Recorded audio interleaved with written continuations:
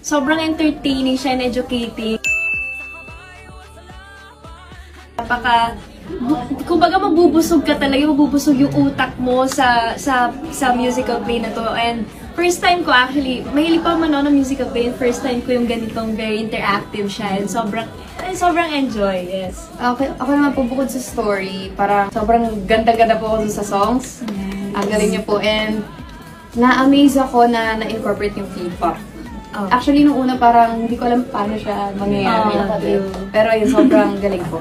Na-amaze ako na ganun yung nangyayari. Hindi siya nakakalito eh. Gets ba? Yung na-amaze ako na kaya pala siyang gawin na incorporate yung K-pop.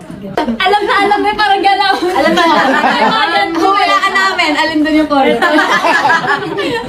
Actually, namin na-feel yung stress ni Coach and naramdam namin na pag nagkukwento siya about this play, parang sobrang masaya lang talaga siya. Dagdag ko lang, sobrang tumatak nung last na laban ng kababaihan, laban ng Lakambini. Manood po kayo ng Gregoria Lakambini po hanggang December 14 lang. Sure na worth it po yung time nyo. And ang dami nyo pong matututunan sa play na to.